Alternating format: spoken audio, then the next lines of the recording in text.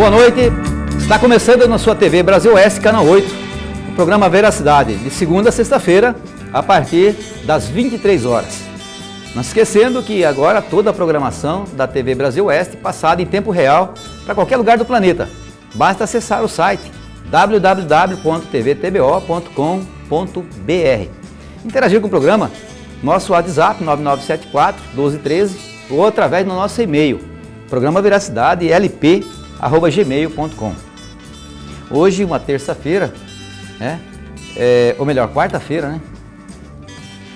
A gente está aqui começando o programa e, com certeza, tentando levar para você o melhor das notícias. E, infelizmente, hoje, com uma notícia muito triste, que faleceu a dona Ivete Dorner, que é esposa do ex-deputado federal Roberto Dorner, o diretor da TV Rondon, nossa co-irmã. E o programa Veracidade, consternado e bastante solidário a esse momento difícil de dor que passa a família do senhor Roberto Dorner. Queremos aqui se solidarizar nesse momento realmente muito difícil. Ela que veio a óbito hoje à tarde em um acidente automobilístico entre Juara e Sinop, né? A 60 quilômetros de Sinop, o carro capotou e estava duas pessoas, ela e a secretária dela, e infelizmente ela veio a falecer no local. Então, e hoje que o Dr. Roberto, nós inclusive tivemos hoje reunido hoje na parte da manhã, lá na Assembleia, conversei muito com o Dr. Roberto e ele ia ficar aqui hoje, amanhã, e de uma hora para outra acontece esse acidente trágico com a sua esposa.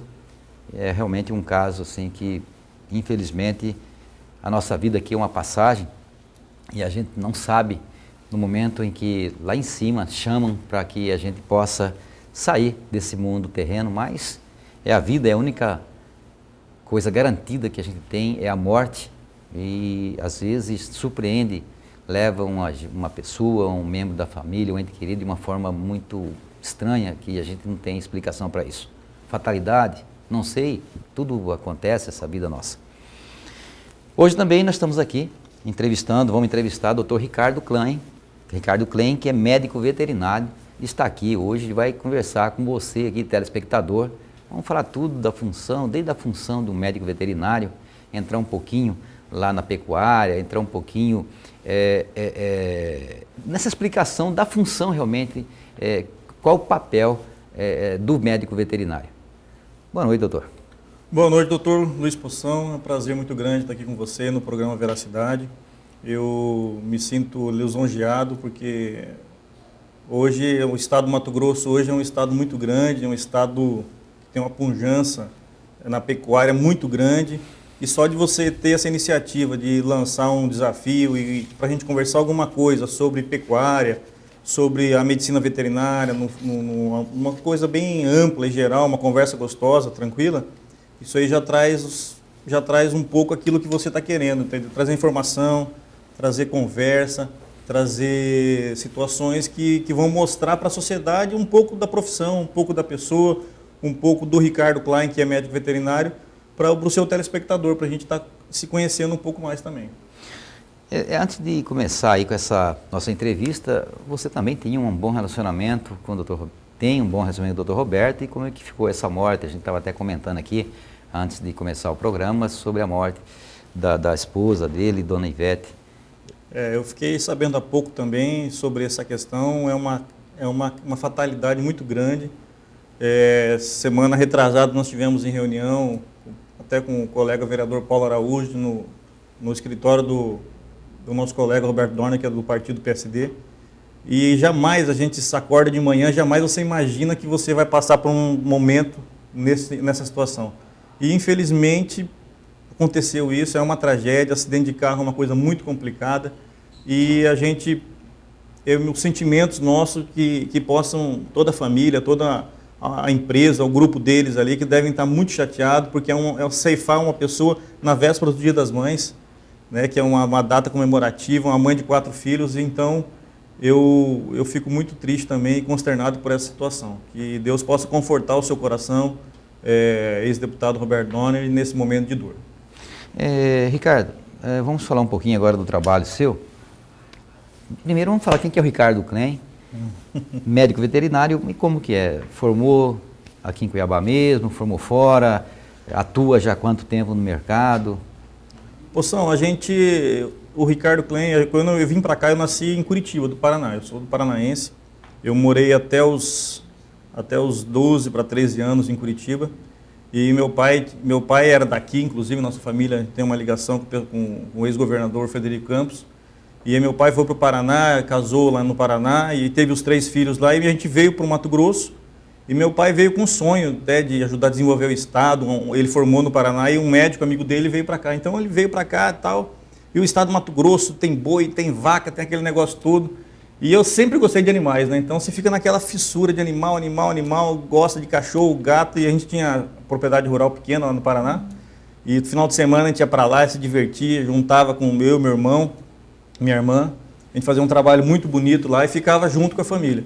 E quando a gente veio para cá, a gente veio com essa expectativa, Mato Grosso, porque lá no Paraná você conversa com algumas pessoas sobre Mato Grosso, alguém acha, o pessoal chega, às vezes tira até sarro, fala, rapaz, lá tem jacaré andando na rua, essa história às vezes tem acontece, índio, né? Tem índio andando pelado na rua, jacaré, entendeu? Então você observa que gera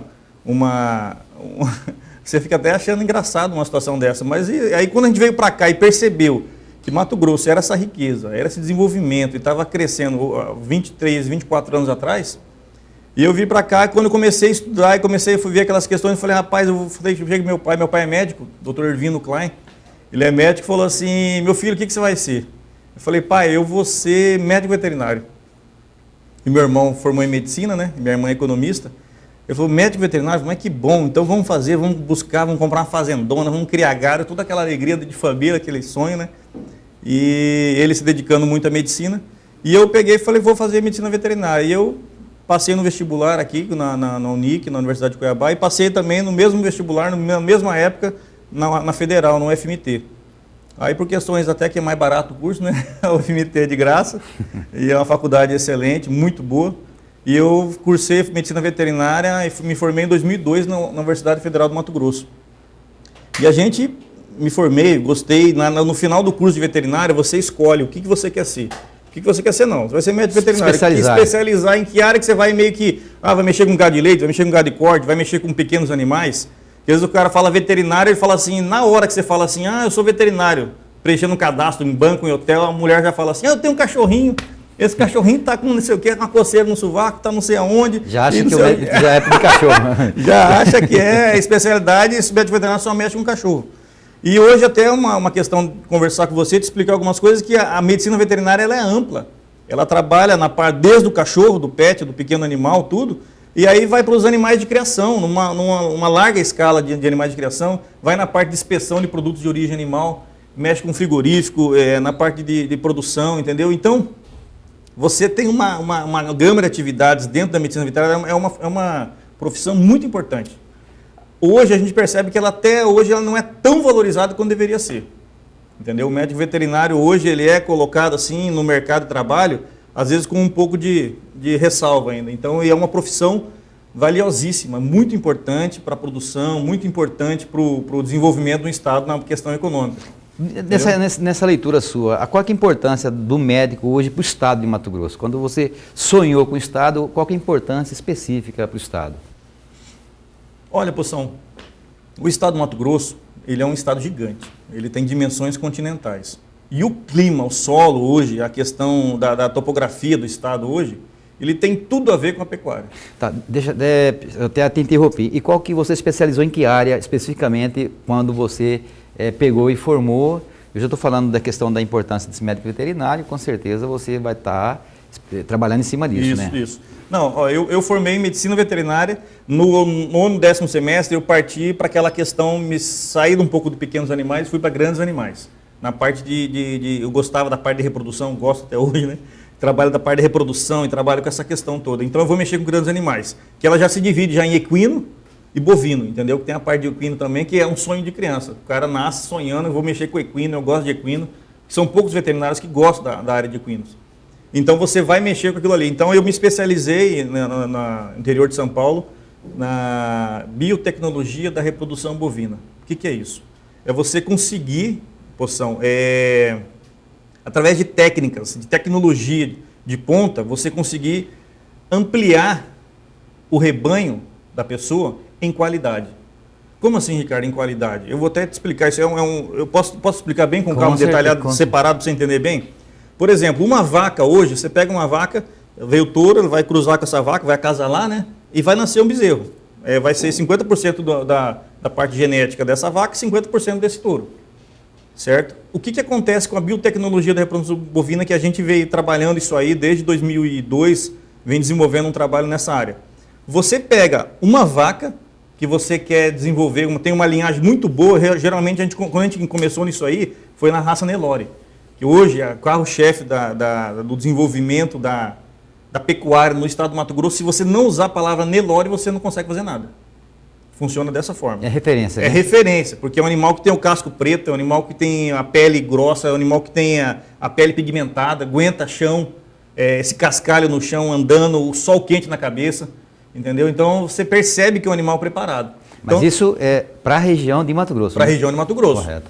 Você lembra uma época na exposição que vinham os animais lá para cá? Você vai ver na exposição de Cuiabá, vai ter a exposição agora. Vem aquele monte de gado branco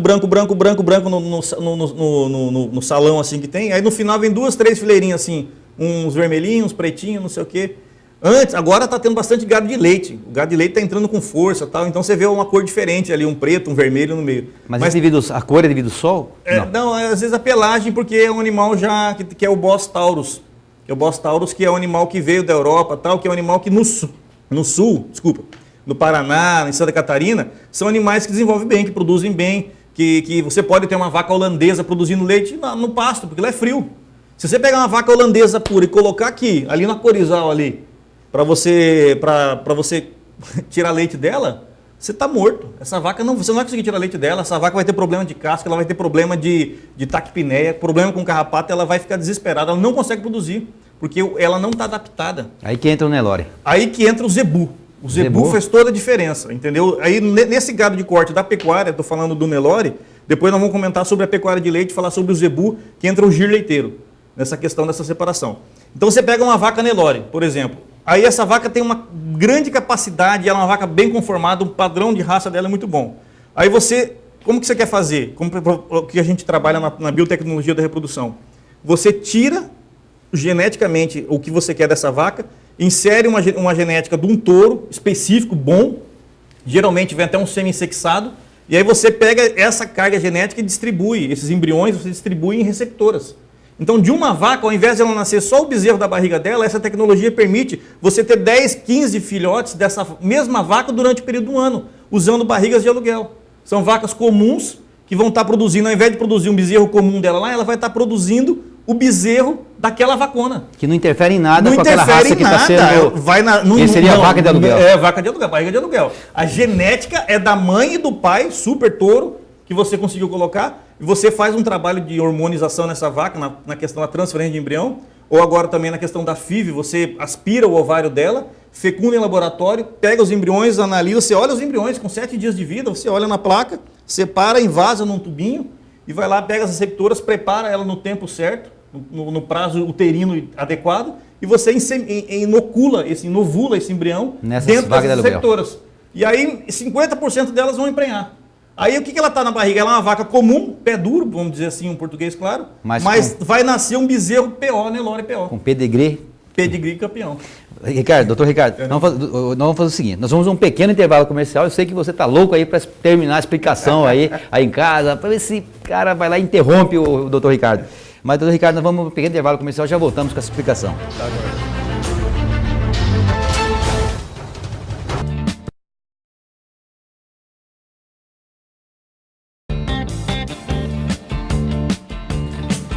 De volta com o programa Veracidade na sua TV Brasil Oeste, canal 8.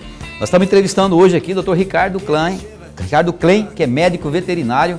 E você que está em casa aí, né, pequeno produtor, pecuarista, com certeza você não vai perder essa explicação maravilhosa do Dr. Ricardo. Então, não vamos dormir, não vamos mudar de canal, vamos continuar aqui na TV Brasil Oeste, canal 8, assistindo o programa Veracidade, né? E eu quero aproveitar e cumprimentar o aniversariante de hoje, Luiz Mário, meu filho. É incrível, eu tenho 3 filhos, um fez aniversário ontem, o outro vai fazer hoje está fazendo agora hoje e o outro faz amanhã, né? Eu quero cumprimentá-lo, Luiz Mário, né? Parabéns, que Deus o abençoe, né? Felicidades. Ainda vamos aí dar um abraço aí de novo, daqui a pouquinho. Mas, doutor Ricardo... Comprar o presente, né? O presente já está na mão dele. Doutor Ricardo, eu queria que o senhor continuasse com essa explicação. Então, quer dizer que as vacas de aluguel, ela vai gerar ali um bezerro ou uma... É bezerra, né? Com sêmen de vacas realmente... Isso. PO. Você pega uma vaca que tem uma genética de ponta, porque você não vai multiplicar a porcaria. Você tem que ter geralmente o cara começa assim, eu vou multiplicar isso aqui. Não é toda vaca na sua propriedade que é uma doadora. Doadora de embriões, que vai doar os embriões para a barriga de aluguel, tem que ser uma vaca top, excelente, no padrão racial. Além de ser registrada, porque a ABCZ, Associação Brasileira de Criadores de Zebu, ela vai registrar, você tem que comunicar quantos embriões daquela vaca, daquele touro que acasalou com ela, você tem que comunicar no relatório que o veterinário é responsável por aquilo. E aí, ao nascer o bezerro, é feito um exame de DNA com um pedaço, você tira o pedacinho do rabo, do pelinho do rabo do bezerro, você faz um exame de DNA para saber se realmente aquele bezerro, se uma vaca escapou, trocou um animal, alguma coisa, para você saber se aquele animal tem condição e tem a carga genética realmente daquele animal, porque a Associação Brasileira é um órgão sério, da ABCZ. E a ABCZ, para ela emitir um documento falando que esse bezerro que nasceu da barriga daquela vaca de aluguel, daquela receptora, é daquela vaca doadora e o pai dela é aquele torão que está lá em Uberlândia, lá em Uberaba, entendeu? Então tem que haver essa sincronia, tem que haver essa seriedade. Em todo o ramo da sociedade, hoje, se você não tiver seriedade, você desconstrói todo um trabalho feito e todo mundo vai acabar saindo perdendo. É uma cadeia, né? É uma cadeia. Então a BCZ ela vem certificar aquilo que ela está vendo que é real e hoje através do exame. Por que está se fazendo exame de DNA hoje? Porque teve problemas, teve gente que falava, é dessa vaca, daquele touro, quando eu ia ver não era. O negócio, é igual você fala, a criança ela nasce tudo bonitinho, né? Depois vai errando, vai entortando um pouco, ficando. Bezerro também, às vezes nasce bonitinho, a hora que vai errando, vai ver, o animal não dá nem registro. A Associação Brasileira ela não considera aquele animal dentro do padrão racial. Mas o animal ele não recebe assim quando nasce ou espera? Não, aí ela tem todo um critério de reconhecimento. Quando nasce o animal, você já tem que comunicar, quando você faz a transferência de embrião ou a fertilização in vitro, você tem que comunicar, antes de nascer o animal, você tem que comunicar o acasalamento, a cobertura que fala, entendeu? Então você comunica aquilo ali, você está falando para os órgãos de controle que eu fiz um trabalho aqui, aquele animal vai nascer um animal filho daquela vaca, daquele touro, daqui 9 meses. Você entendeu? Então tem toda uma expectativa, aí quando nascer você tem que comunicar. Aí ele ganha você já viu esses animais de prova, tem um caranguejinho no rosto, na face esquerda? É a prova de que a BCZ ele ganha marca de controle, que chama. E depois esse animal, quando ele desenvolve, que ele pega um pouquinho de idade, e você percebe que ele está dentro do padrão racial, ele é um Nelore, aí você pode chegar lá e fazer o carimbo na perna direita, dar o número de registro definitivo, entendeu? Aí aquele animal ele faz parte do plantel PO, puro de origem. Doutor Ricardo, com relação ao Estado, a pecuária realmente é uma característica do Estado de Mato Grosso. Passa por um momento bom a pecuária no Estado de Mato Grosso? Olha, eu creio que passa num momento bom. Hoje, eu estava até dando uma olhada, a arroba hoje está em torno de 134. Então como é que você sabe se está bom ou não a pecuária? Você conversa com o produtor rural, entendeu? Hoje você conversa com o produtor, liga para um, conversa com o outro, você está indo na fazenda. Esses dias atrás eu estava na fazenda de um produtor, semana que vem eu vou na fazenda de outro produtor. Então você vai desenvolvendo um trabalho, eu faço essa parte da parte técnica do trabalho na fazenda do produtor. Então o veterinário vai fazendo esse trabalho na fazenda, ele acompanha isso aí, você conversa. Eu tinha um cliente que ele gostava que eu fosse na fazenda, mesmo que fosse um serviço pequeno, 1 ou 2 vacas, uma coisa rápida, ver um animal que estivesse passando mal, mas ele falava assim, não, fica aí para dormir. Dorme na fazenda aí, pelo amor de Deus, para conversar, porque ele quer conversar sobre o assunto, ele quer discutir novas tecnologias. Então o produtor rural hoje ele gosta de informação, ele quer saber, ele fica vendo Globo Rural, ele fica vendo revista, ele quer saber a novidade. Então você tem que passar isso para a pessoa. Isso é uma depuração, ele é uma melhora, inclusive, na criação. Melhora. E a gente percebe que as pessoas têm essa necessidade, o pessoal procura você para conversar, discutir esses assuntos. E o produtor rural hoje, eu vejo que o produtor rural hoje, a pecuária nossa no estado, ela está passando por um avanço. Na verdade, ela foi forçada a isso. Em função de quê? Em função, sabe do quê, Poção? Porque eu vou fazer um paralelo para você entender um pouco o que na cabeça do Ricardo Klein. Às vezes não estou falando por todos os veterinários do estado ou pelo INDEA em si. É uma análise que eu faço de 14 anos de profissão que eu tenho.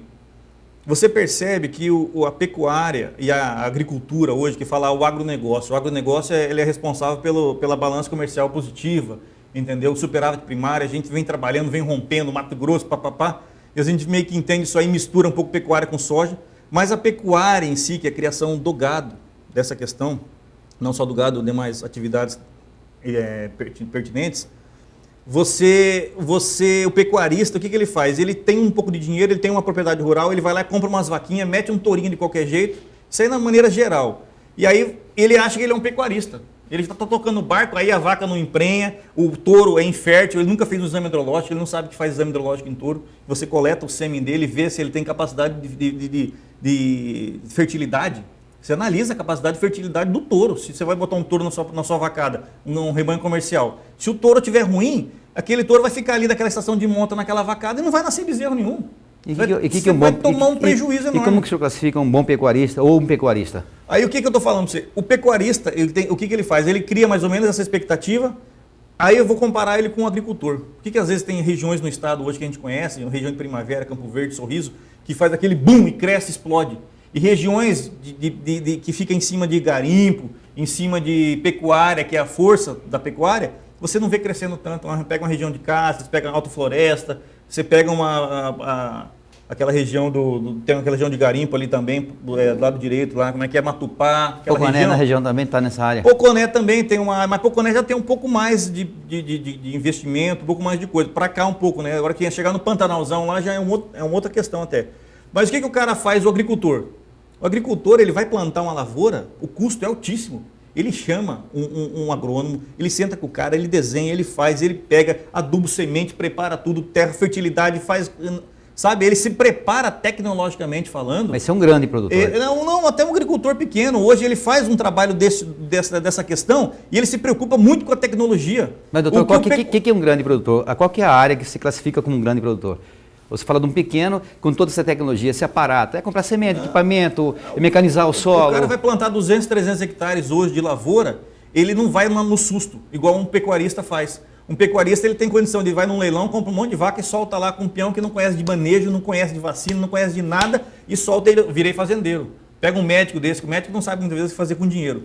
Ele ganha o dinheiro dele, ele investe num negócio, investe naquela questão de como é que é aqueles negócios que tem aqueles eu tenho um médico meu que perdeu naquela Avestruz Master, botou um monte de dinheiro nesse negócio, porque não sabe o que fazer com o dinheiro. Aí ele compra uma fazenda lá, compra um monte de vaca e joga lá dentro e acha que aquilo ali vai produzir, ele vai ficar rico produzindo vaca. E ele toma um pau, literalmente falando, por causa do investimento mal feito.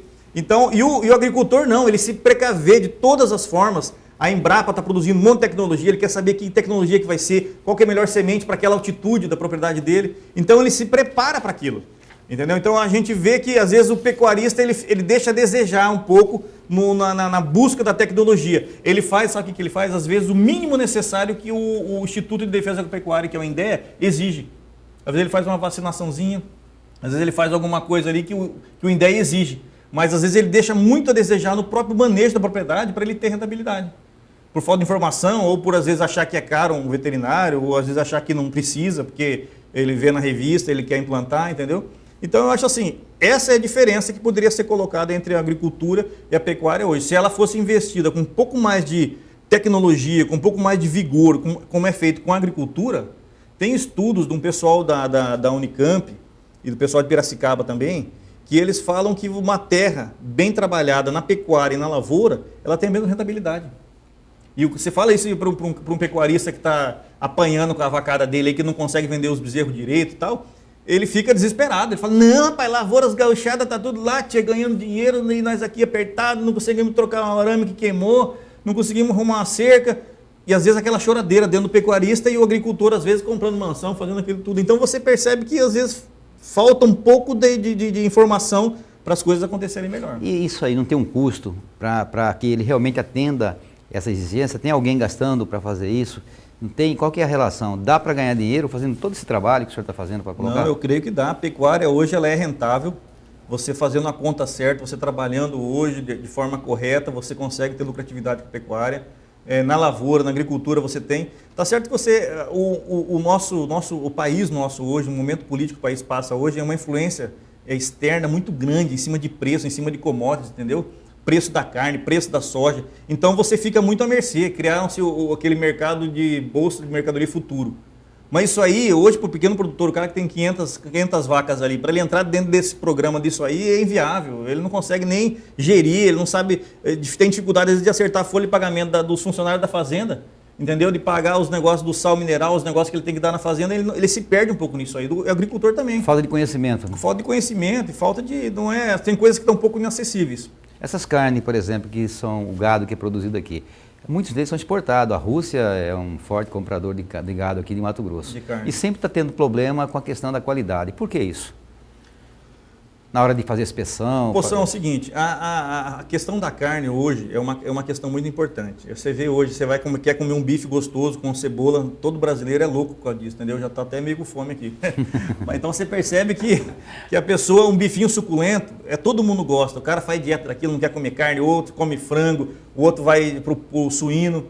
É uma delícia, eu acho que a carne faz parte, a proteína animal ela faz parte. E aí, geralmente, o mercado suíno, às vezes, criam algumas coisas, falam que a proteína animal da carne da vaca, de repente, tem um pouquinho aquilo, não sei o que, é muito forte, faz mal para a saúde, aí inventam uma história dessa, aí daqui a pouco falam que o ovo dá colesterol alto, outras pessoas já falam que só o ovo que é bom, entendeu? Que tem que comer só ovo, então, faz dieta só de ovo, então a gente fica meio, com relação à alimentação, é meio complicado, entendeu? Então eu percebo que hoje, um grande problema, dentro do abate sanitário, o problema do Brasil hoje está tendo até a ministra da Agricultura, a Cátia Abreu, ela está lançando um programa de uniformização de todas as técnicas, práticas, entendeu? Inclusive para o Brasil criar um padrão para a gente se relacionar comercialmente com os países da América do Sul, da América Central, entendeu? Para negociar. Provavelmente, a partir de agosto, o Brasil vai estar exportando carne in natura para os Estados Unidos.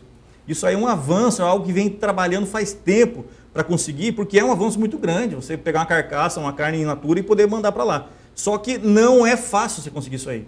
E a gente tem hoje aqui o abate clandestino também aqui no estado, você está falando de qualidade de carne, você vai numa feira, você come uma carne de qualidade. Doutor, vamos fazer o seguinte, vamos falar sobre o abate clandestino daqui a pouquinho, nós vamos um pequeno intervalo comercial e já voltamos para falar do abate clandestino de carne no nosso querido estado de Mato Grosso. Tá, joia.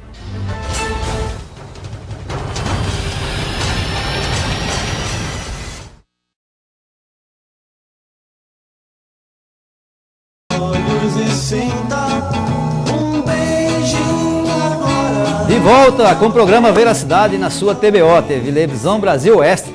Hoje nós estamos falando aí com o doutor Ricardo Klein, que é médico veterinário, e aí falando um pouquinho, nós entramos hoje na agricultura, vamos entrar na pecuária, vamos falar um pouquinho também do agronegócio, e agora nós estamos falando do abate da carne, vamos entrar justamente nos matadouros, abatedouros clandestinos. Isso é uma cultura muito antiga, o pessoal ainda ali está lá matando o boi ali no machado, na marreta. E essa carne que ainda hoje vende-se carne abatido de forma clandestina, doutor? Poção, geralmente, a gente falar assim que vende, todo mundo sabe que vende. Porque às vezes você conversa com um feirante que mata a vaca no açougue afastado, ele fala assim, não, isso aí tem que ter, não sei o quê, e eu cuido da higiene, eu ponho folha de bananeira por baixo, eu ponho folha de coqueiro, não deixa a carne encostar, não deixa a carne contaminar com as vísceras. E o que acontece? A tecnologia, o estudo, a Embrapa, a ciência, ela vem trazer algum argumento, ferramentas para trazer qualidade para a gente. E se a gente virar as costas para isso, é uma burrice. Por exemplo, dentro de um frigorífico hoje, até o cara, a maneira que ele tem que cortar a carcaça para que aquele corte fique limpo, porque ele vai ter contaminação, mas você busca a menor contaminação possível. A produção de leite, a hora que você ordenha uma vaca lá, dentro ou dentro de uma ordenha mecânica, você tem como diminuir, através do manejo, essa contaminação, unidade formadora de colônia. Então você busca, através de manejo de métodos e métodos comprovadamente científicos, que você consegue fazer. Então por que você vai fazer o mal feito, o que contamina mais, se você pode fazer o bem feito e o que contamina menos? Então existe um padrão que a gente, como técnico, a gente exige, e eu, toda vez que eu vejo, participo, acompanho alguma coisa desse tipo de abate, eu denuncio mesmo. Porque eu quero comer uma carne de qualidade. Até o tempo que a faca fica, por exemplo, o cara está usando 2 facas para cortar uma carcaça aqui, para fazer um determinado corte. Ele tem que deixar na água fervendo a um determinado momento, um determinado período. Tem um tempo para deixar a faca ali até ele cortar com essa aqui que já estava na temperatura boa. Aí ele tira lá, põe essa daqui, a outra carcaça ele usa outra faca. Tem dentro da nória, dentro do frigorífico, tem uma série de padrões de qualidade para analisar se a carcaça tinha cisticercose, se ela tinha algum tipo de tuberculose, algum tipo de doença, que eles vão avaliar intestino, vão avaliar fígado. Se você chega lá, tem um monte de problema na parte interna do animal, você às vezes vê o animal assim, você não vê nenhum tipo de problema. Mas quando você abre o animal, você percebe o problema. Eles vão separar aquela carcaça. Eles sabem que aquele fígado é daquela vaca lá, ou daquela carcaça. Separa que essa vaca tem problema. Já vai para um trabalho separado, um trabalho sanitário diferente. Então tem que haver essa interação e a gente tem que lutar. Poção, você falou que você tem filho, eu também tenho 3 filhos. Eu tenho que fazer o máximo possível para o meu filho ter uma carne de qualidade, ter um leite de qualidade. Entendeu? Você viu esse caso lá em Minas Gerais, esse tempo atrás, os caras colocando soda cáustica no leite. É terrível.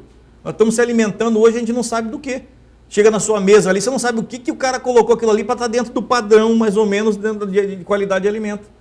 Então a gente tem que tomar esse cuidado, entendeu? A gente tem que tomar cuidado com a temperatura da carne, entendeu? A carne, em um determinado tempo, temperatura, qualquer produto de origem animal, ele vai estragar, ele vai se deteriorar, a bactéria vai começar a desenvolver muito ali, vai ter problema, então você vai ter problema com a alimentação. Então eu acho assim, é um assunto muito importante que a gente tem que ficar em cima, tem que cobrar do Estado, o INDEA tem que ficar em cima mesmo, frigorífico que tem problema de sanidade, água contaminada, tem que fechar.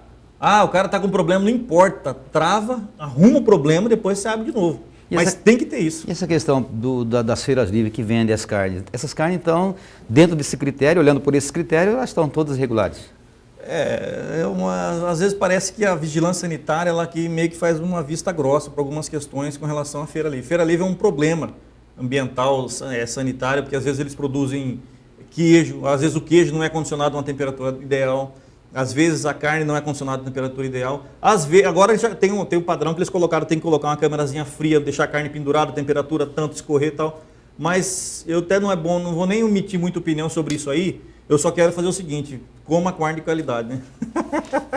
Tá certo. Doutor Ricardo, com relação aí à questão, eu vejo alguns produtores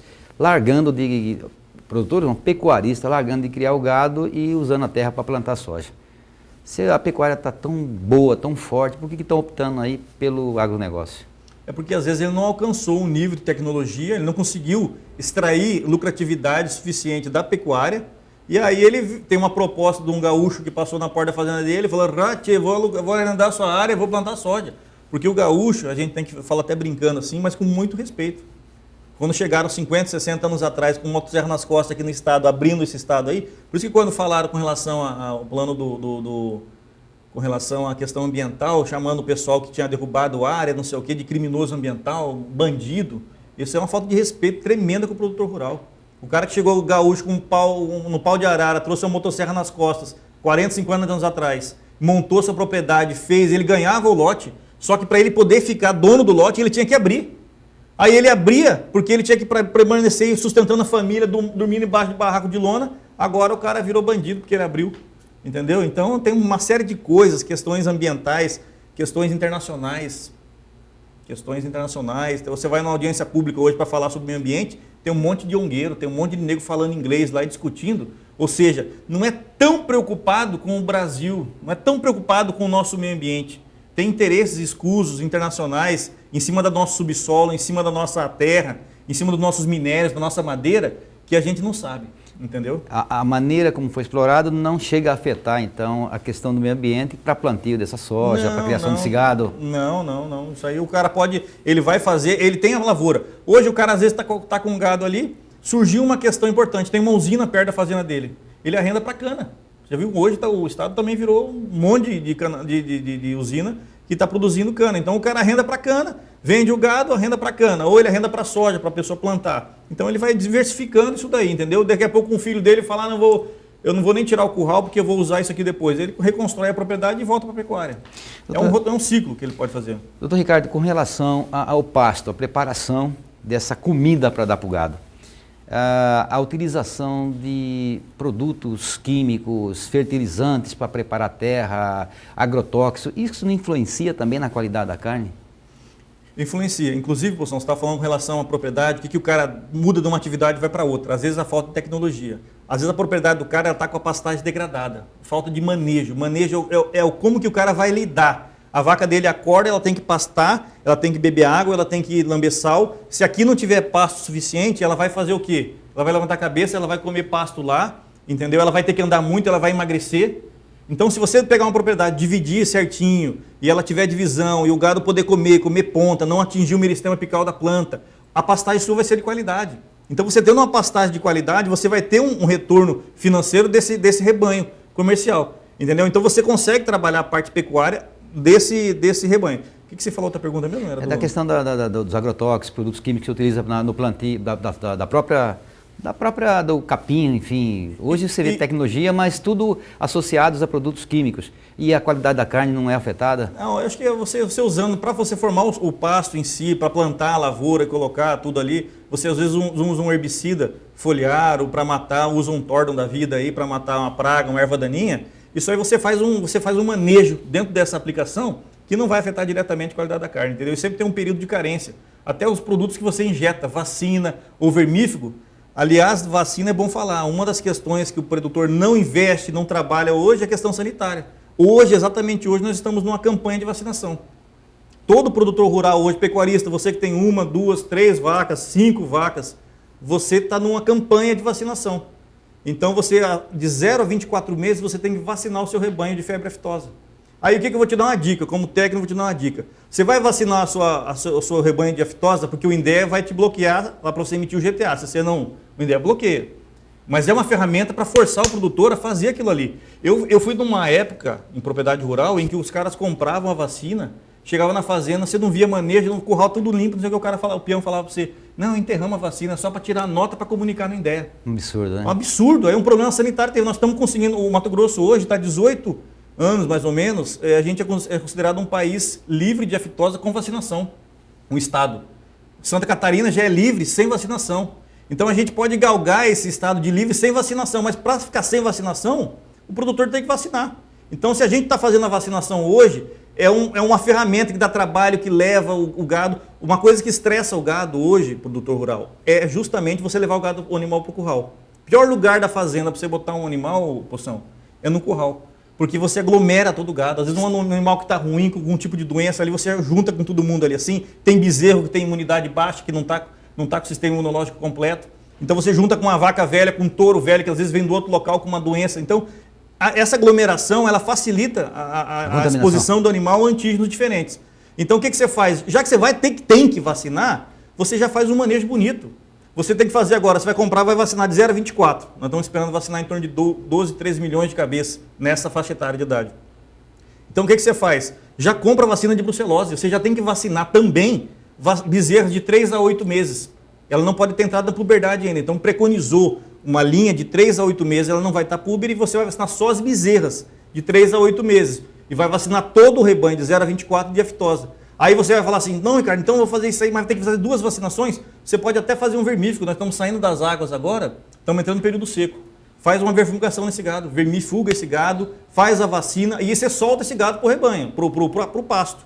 Tira ele do curral. Senão toda semana você fica trazendo. Tem proprietário que gosta de ver o gado, ele acha que é bonito. Estressa, então ele fica desestressar. Então ele chega na propriedade dele, ele manda o peão juntar o gado já está tudo descadeirado, ralado os ossos aqui, ó. De tanto vir para curral bater em porteira.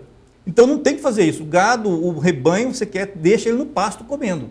Precisou fazer o manejo, o curral, para você usar o mínimo possível na propriedade. Essa é uma questão de manejo que às vezes a pessoa não entende. Você prende o animal muito, o animal emagrece 2, 3 quilos. Imagina um boi de 300, 500, 600 quilos batendo em porta de madeira, raspando em parafuso. Então você tem que ter esse cuidado com esse manejo. Então, produtor rural, até uma dica aqui do seu programa, da nossa pessoa aqui, em orientar, faça esse manejo adequado, vacine seu gado de febre aftosa, de brucelose nas bezerras de 3 a 8 meses, já faça o vermífugo também. Você que tem 1, 2, 10 cabeças, 1000 cabeças, faça esse trabalho que você vai estar contribuindo com a saúde dos animais e contribuindo com o desenvolvimento sanitário do estado de Mato Grosso. E com o bolso do produtor. E com o produtor também. Aí, nós estamos entrevistando o Dr. Ricardo, nós vamos a um pequeno intervalo e já voltamos.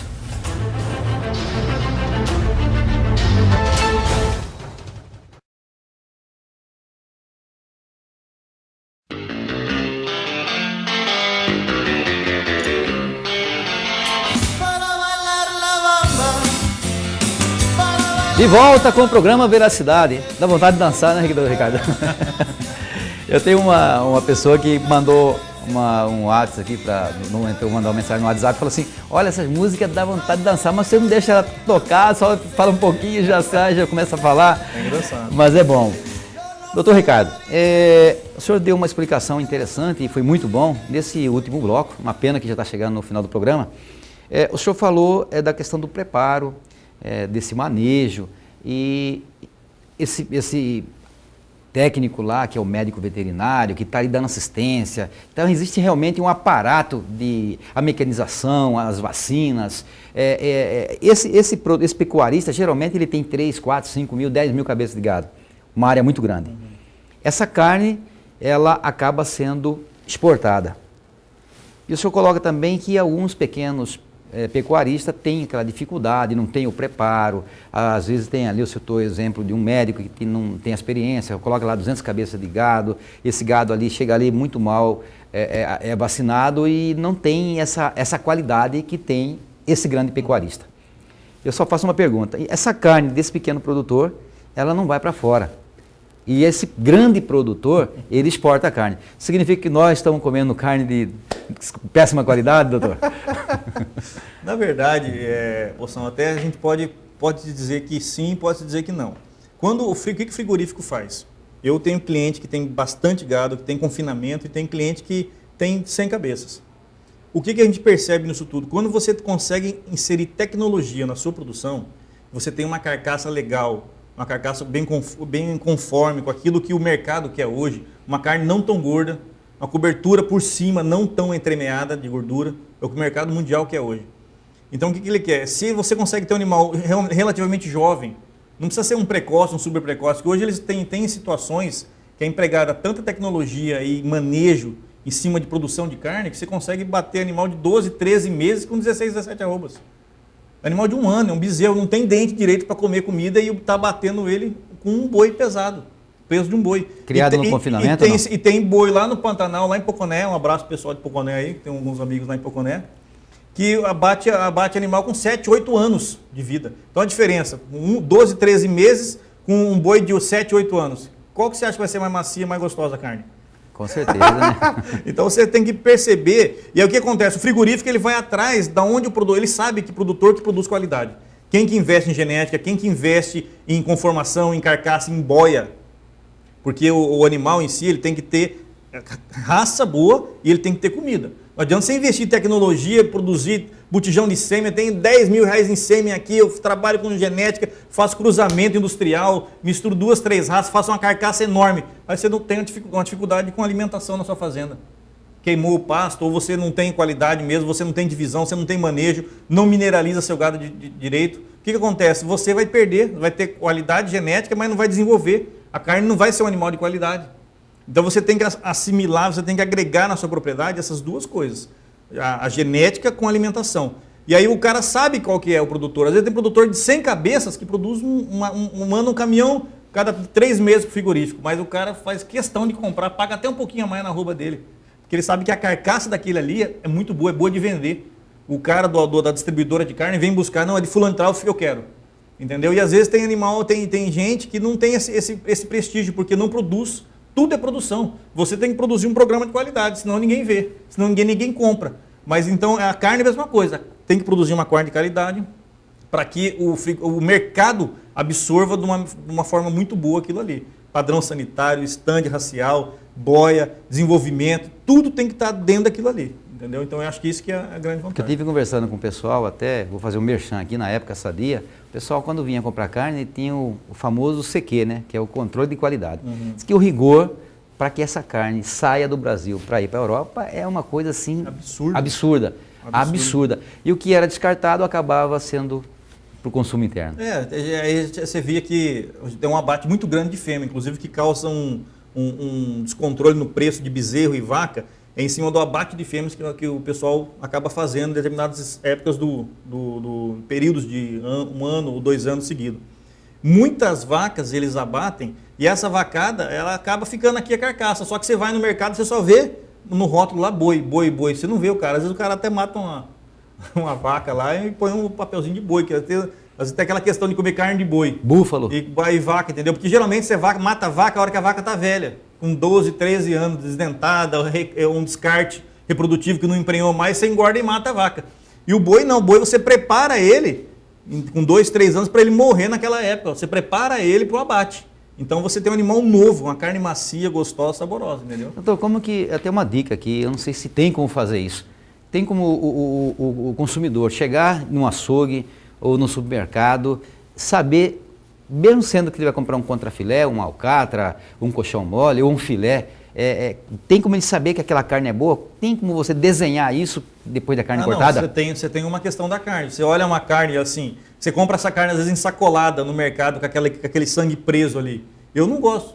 Eu gosto de comprar uma carne fresca. Você vai no açougue ali, o cara desossa. Às vezes faz assim, embalado a vácuo. Qual a diferença? O embalado a vácuo. Não, a embalada a vácuo é que ela foi industrializada, ela foi preparada dentro do frigorífico, foi colocado aquilo ali dentro de uma indústria e trouxe para você comer. A pendurada não, ele vende a carcaça inteira para uma distribuidora, o açougue vai lá e compra. Não é toda carne de açougue, de esquina não, que é sem inspeção. Isso é uma mentira. Entendeu? Às vezes o cara compra a carcaça, 2, 3 carcaças por dia de um frigorífico que abate certinho, cifado ou cisado com o CIF, Inspeção Federal ou Inspeção do Estado, dentro da legalidade, da norma de padrão de abate sanitário, de abate comercial certinho, e você acaba vendo aquela carne. A carne tem que estar fresca, aquele vermelho que brilha os olhos, entendeu? Sem aquela carne muito brancona, ou a carne muito escura do animal que pode ter sofrido durante o pré-abate, entendeu? Tem todas umas questões que você pode... na verdade, a hora que você chega no açougue, você sabe que a carne está boa, né? Às vezes você quer uma gordurinha na beirada, aquele desenho todo, aquela carne magra dentro, que vai ser boa na panela, você acaba identificando. Mas a embalagem a vácuo, aquela embalada a vácuo, então quando está com aquele sangue preto, cai fora. Não, eu não gosto, mas se ela estiver dentro de um padrão de qualidade e ela foi mantida dentro da temperatura normal, já aconteceu comigo, não vou citar o estabelecimento comercial aqui, que é até antiético, mas... de eu comprar uma carne e ir lá chegar na casa para fazer um churrasco, com meus amigos, a hora que eu botei, abri aquele saco, estava podre, fedido. E estavam falando que estava. Voltei no mercado, a temperatura estava fora do controle. Aí eu falei, eu reclamei pro cara, ele falou, não, mas é assim mesmo, não sei o quê. Eu falei, então eu vou denunciar você agora, vou chamar a vigilância sanitária, sua carne está todinha exposta em temperatura não condizente com a normal, com a correta, entendeu? E essa carne sua está estragada, está deteriorada. E aí o cara ficou sem graça, não sei o quê, eu falei que era veterinário, aí ele arrumou outra carne para mim lá e me ajeitou e tal. E depois eu conversei com o técnico do local lá e falei, ó, aquela carne está condicionada de forma correta. Para quê? Porque se aconteceu comigo, pode acontecer com você ou com qualquer outra pessoa. Condicionamento incorreto. Condicionamento incorreto. Então tem que corrigir isso. Tá, e hoje, uma dica, né, eu quero que você passe isso para o telespectador, é detectando esses problemas. Porque às vezes, quantas e quantas vezes já passei e já tive a oportunidade de ver esse problema e às vezes você acaba por falta de conhecimento. Qual que é o primeiro papel? Chegar, denunciar, procurar o gerente e falar, ó, aquilo ali não presta, está tudo estragado. Aquilo ali não, você chegar ali, você viu que a carne está ruim, qualquer um outro produto, você está vencido uma embalagem de qualquer outro produto, você tem que chegar e tem que comunicar à gerência, falar aquilo ali, é um direito do consumidor. É ruim, sabe por quê? Vocês, quando vai no mercado, você chega daquela correria, é um querendo passar na frente do outro, na fila do caixa. Criança correndo, pegando bala. Então o brasileiro, nós estamos comendo muita porcaria também, né? Estamos comendo muita porcaria. É uma pena, né? Muita porcaria, a gente está comendo muito produto industrializado ao excesso, entendeu? E as nossas crianças estão sendo colocadas isso aí. E hoje o direito do consumidor às vezes não é respeitado, então você tem que lutar mesmo. O cara está errado, aquilo ali está feito de forma errada, você tem que lutar para ter coisa de qualidade dentro da sua casa. A vigilância sanitária tem feito seu papel em cima da fiscalização desse produto? Tem feito. Tem feito um trabalho muito bom, inclusive até a vigilância sanitária, o INDEA, eu tenho o presidente do INDEA atual hoje, inclusive foi uma das decisões acertadas que eu acredito que o governador Pedro Taques acertou, foi ter colocado o Guilherme Nolasco, um veterinário amigo nosso. Tem a diretora da pecuária, a doutora Daniela também, uma amiga nossa, um grande abraço para vocês. São pessoas que têm lutado para uma pecuária, para o Instituto de Defesa Agropecuária. O que é o Instituto de Defesa Agropecuária? Ele vai lutar para que aquilo que foi estabelecido como norma seja cumprido. Entendeu? Então é um órgão fiscalizador. Então eles têm feito o seu papel, só que às vezes você vê que às vezes falta gente, falta recurso, entendeu? Falta, às vezes, veículo para deslocamento, para você fazer uma auditoria, para você cobrar, fazer alguma coisa, entendeu? A parte do poder público. Do poder público, entendeu? Tá, eu achei assim interessante, eu não sei nem como está nosso tempo no último bloco, está quase na... Doutor, infelizmente nosso tempo chega ao final, quero agradecer enormemente a sua participação. O senhor não sabe o quanto o senhor contribuiu para o telespectador com essa explicação Eu sei que quantos pecuaristas pequenos que não têm condições de ter uma ciência técnica, que às vezes por omissão do próprio poder público, nesse aparato, e o senhor acabou dando uma aula aqui para nós de forma gratuita. Muito obrigado pela participação. Pode ficar tranquilo, estamos à disposição, sempre que for preciso chamar a gente pode trazer alguns dados técnicos mais aprimorados. O Senar e a FAMATO hoje, o Senar hoje também tem um trabalho de assistência técnica dentro das propriedades rurais, ensinando o pequeno e médio produtor rural, junto com a questão também do tanque de peixe, que é uma alternativa para o pequeno produtor inserir um trabalho e conseguir ter um recurso de uma área pequena para ele conseguir ter uma subsistência daquilo ali, entendeu? Então é uma outra alternativa, o pessoal tem feito um trabalho, é justo falar também, citar essa questão, então nós estamos aqui à disposição. Muito obrigado. Tá joia? Tá aí, nós fechamos aí nosso quadro hoje, nosso programa de hoje com o Ricardo Klein, que é médico veterinário e advogado também, nós nem falamos. Mas queremos agradecer você, telespectador, que é a razão da existência do programa. Eu quero dar aquele boa noite especial a todos da nossa querida Cuiabá, nossa querida Baixada Cuiabana, em especial meu filho que faz aniversário hoje. Um beijo e tenham todos uma boa noite e até amanhã, se assim Deus nos permitir. Grande abraço.